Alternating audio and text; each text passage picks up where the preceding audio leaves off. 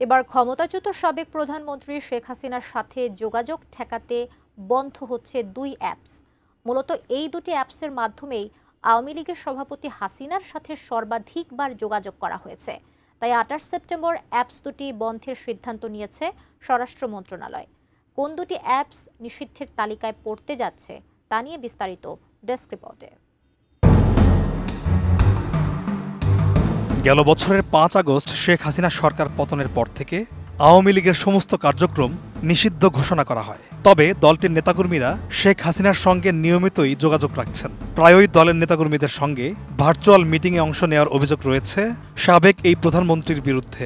এই সন্দেহ থেকে গেল বুধবার রাজধানীর বিভিন্ন স্থান থেকে ঝটিকা মিছিলের সময় গ্রেফতার হন প্রায় ২৮৮ জন। গ্রেপ্তার হওয়া ব্যক্তিদের ফোন চেক করে দেখা যায় যে তারা অনেকেই যোগাযোগের ক্ষেত্রে টেলিগ্রাম ও বোটিং অ্যাপ ব্যবহার করছেন। আর এই কারণেই অ্যাপস দুটি বন্ধ করার উদ্যোগ নেয়ার চিন্তা করছে অন্তর্বর্তী সরকার।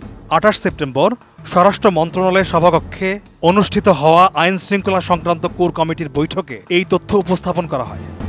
আরএফএল অডিটর, বাঁকা হয় না, ফাঁকা হয় না, আর ভাঙা এক কথায় অসম্ভব।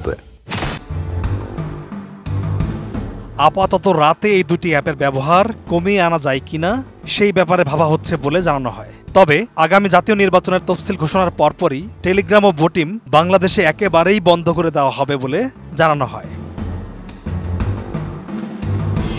বৈঠকে আরও জানানো হয় যে সারা দেশে ইন্টারনেট ভিত্তিক যোগাযোগ প্ল্যাটফর্ম ব্যবহার করে আওয়ামী লীগের নেতাকর্মীদের সক্রিয় করা হচ্ছে।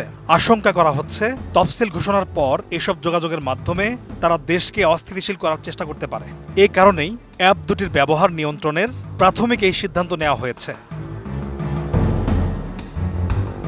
টেলিগ্রাম একটি জনপ্রিয় মেসেজিং অ্যাপ, যার প্রতিষ্ঠাতা রুশ বংশোদ্ভূত পাভেল দুরভ। অন্যদিকে বোটিম ব্যবহার করা হয় কথা বলা, ভিডিও কল ও অর্থ লেনদেনের জন্য। এর প্রধান কার্যালয় যুক্তরাষ্ট্রে অবস্থিত। বৈঠকে আওয়ামী লীগের নেতাকর্মীদের জামিন প্রাপ্তি নিয়েও আলোচনা হয়। গ্রেপ্তার হওয়া ব্যক্তিদের মুঠোফোন বিশ্লেষণ করে আরও দেখা গেছে শেখ হাসিনার সঙ্গে নিয়মিত যোগাযোগ রাখার প্রমাণ মিলেছে গ্রেপ্তারকৃতদের বিরুদ্ধে। এই অবস্থায় জামিন প্রক্রিয়া নিয়েও উদ্বেগ প্রকাশ করেন এই বৈঠকে উপস্থিত কর্মকর্তারা।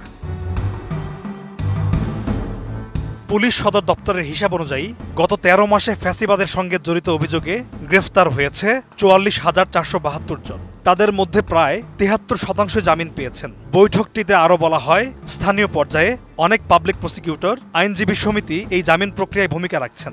সেই সঙ্গে ভূমিকা রাখছেন রাজনৈতিক নেতারাও। আর তাই এখন থেকে সন্ত্রাস বিরোধী আইনে গ্রেপ্তার হওয়া ব্যক্তিদের জামিনের বিষয়টি আরও কঠোরভাবে দেখা হবে বলে সিদ্ধান্ত নেওয়া হয়েছে। সেই সঙ্গে জেলা প্রশাসকদের এই ব্যাপারে আরও সতর্ক করা হবে বলেও জানানো হয়। Desk report, ATN news.